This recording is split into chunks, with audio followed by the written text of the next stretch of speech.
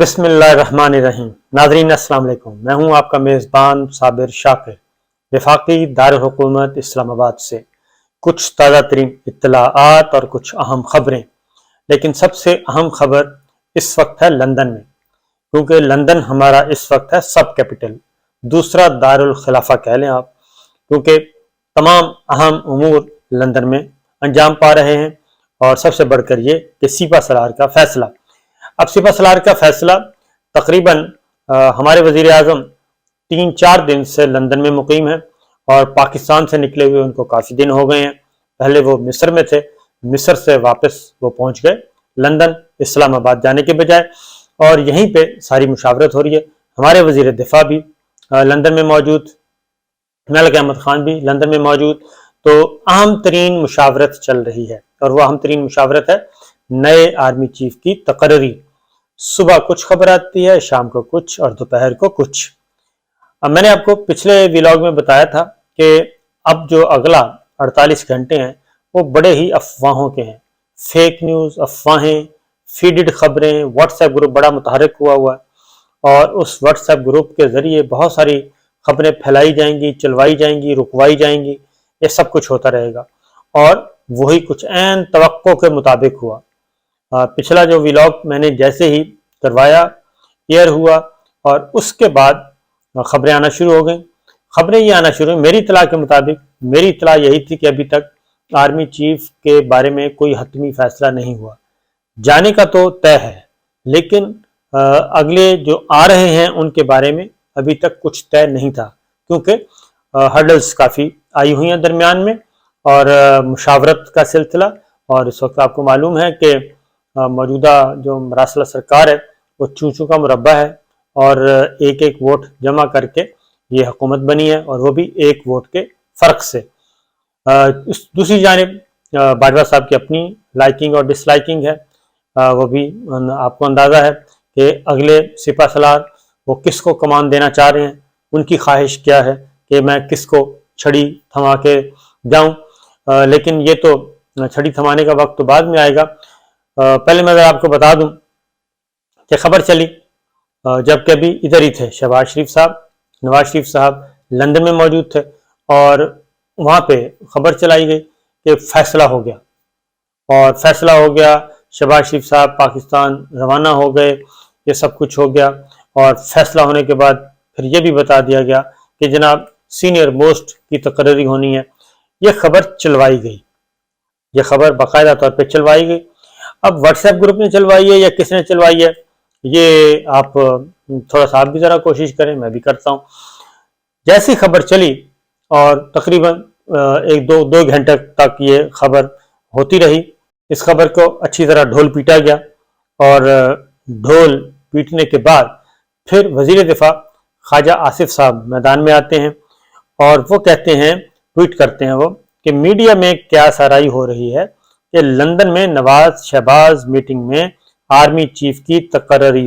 کے حوالے سے کوئی فیصلہ ہوا ہے۔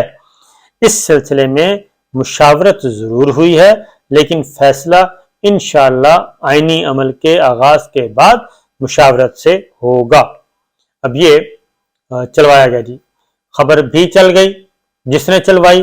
اور اس کے بعد پھر فوری طور پہ وزیر دفاع خواجہ آصف صاحب آئے، اور اس دوران ایک اور کام بھی ہوا۔ جیسے ہی وہ خبر چلی، اس کے بعد لندن میں ایک فون کال آئی، شاید ملک احمد خان صاحب کو آئی ہوگی، یا خواجہ آصف صاحب کو آئی ہوگی، ان دونوں میں سے کسی ایک کو آئی۔ تو اس میں انہوں نے پوچھا بھی اس خبر کی حقیقت کیا ہے، تو پتہ چلا کہ نہیں، یہ خبر ایسا کچھ بھی نہیں۔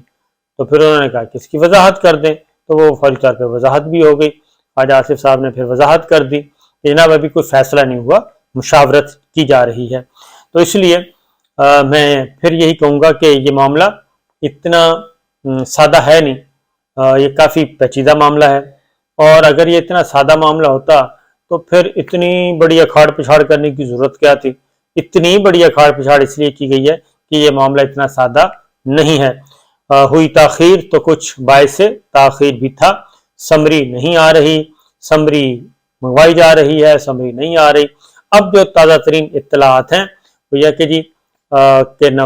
شہباز شریف صاحب کو روک لیا گیا ہے۔ پہلے ایک فوٹیج چلی بڑے پیار محبت سے، بالکل ایک بہت زبردست وہ فوٹیج تھی جس میں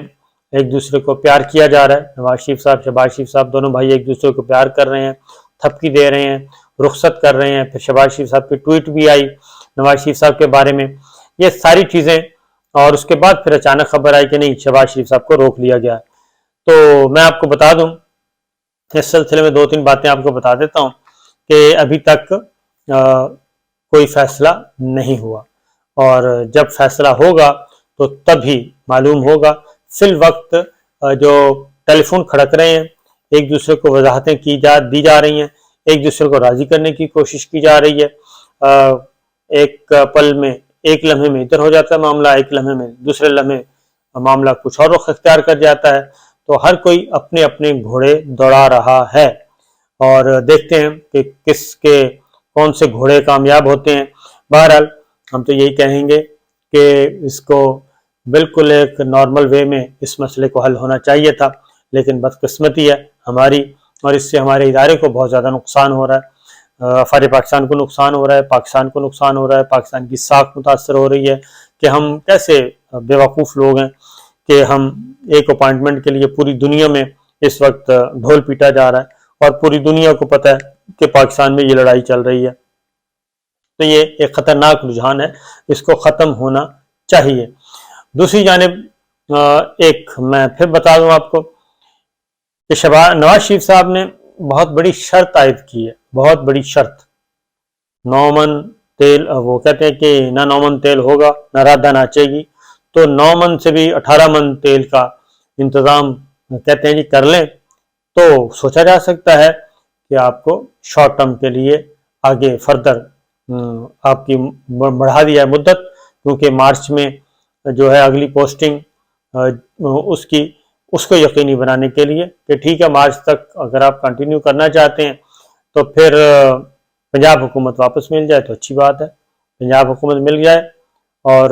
نواز شریف صاحب واپس چلے جائیں اور ان کے مقدمات ختم ہو جائیں، یہ سب کچھ ہو جائے تو ہو سکتا ہے، یہ پاسبلٹی موجود ہے۔ تو ابھی بھی بہت نیک ٹو نیک چل رہا ہے کہ نواز شریف صاحب کے مقدمات نمبر 1، نمبر 2 پنجاب حکومت کی واپسی،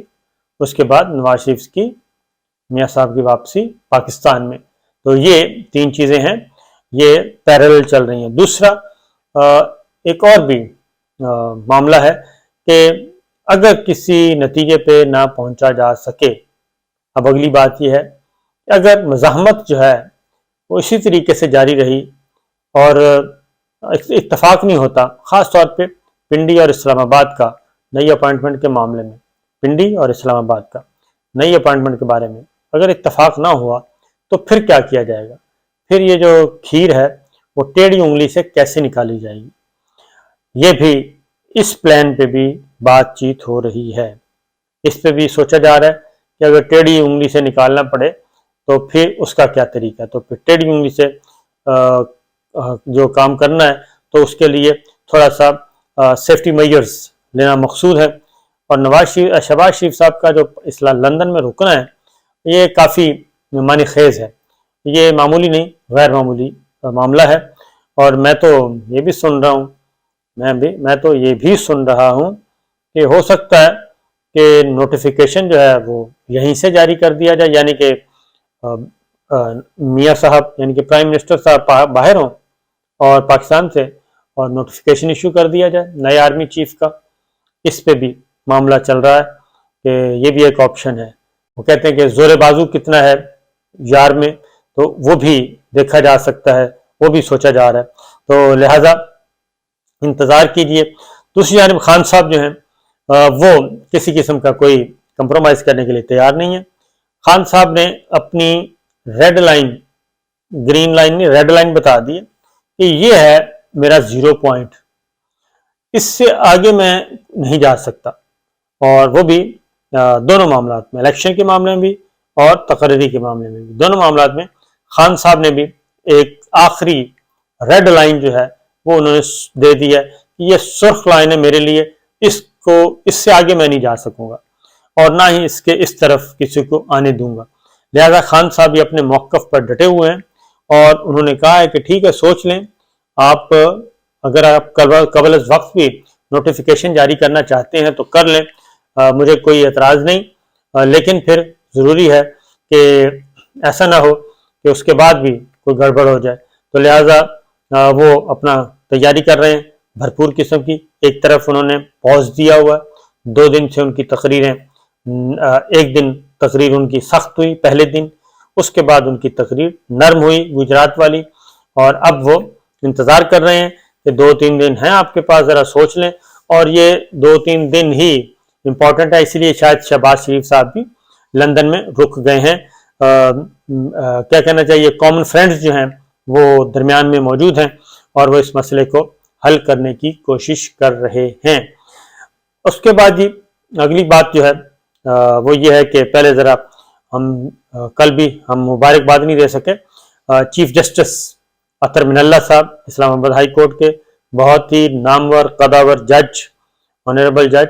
اور ان کی جس سپریم کورٹ میں تعیناتی ہوئی تھی، انہوں نے باقاعدہ طور پہ حلف بھی اٹھا لیا سپریم کورٹ کے جج کا، اور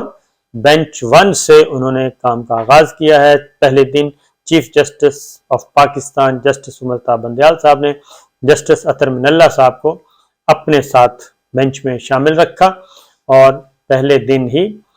نیٹ سے متعلق ایک معاملہ آیا تھا، ان کے پاس مقدمہ آیا تھا، تو اس میں اہم آبزرویشن بھی آئی جسٹس اطہر من اللہ صاحب کی، تو لہٰذا ان کو مبارکباد کہ ان کو ان کا حق مل گیا، کیونکہ ان کی اپائنٹمنٹ کافی عرصے سے سینیورٹی نہ ہونے کے باوجود روکی جا رہی تھی، ان کو سپریم کورٹ نہیں بھیجا جا رہا تھا اور ان کو اسلام آباد ہائی کورٹ میں ہی رکھا گیا تھا۔ لہٰذا اب ذرا تھوڑا سا مسئلہ خراب ہوا تو گورنمنٹ کو بھی سوچنا پڑا، لہٰذا وہ پہنچ چکے ہیں سپریم کورٹ آف پاکستان میں۔ اسی طریقے سے جسٹس شاہد وحید صاحب اور جسٹس اظہر رضوی صاحب، حسن اظہر رضوی صاحب،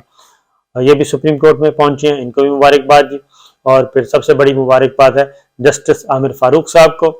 وہ اسلام آباد ہائی کورٹ کے سینئر موسٹ جج تھے، ان کو چیف جسٹس اسلام آباد ہائی کورٹ بنا دیا گیا ہے۔ انہوں نے بھی حلف اٹھا لیا، صدر مملکت نے ان سے حلف لیا،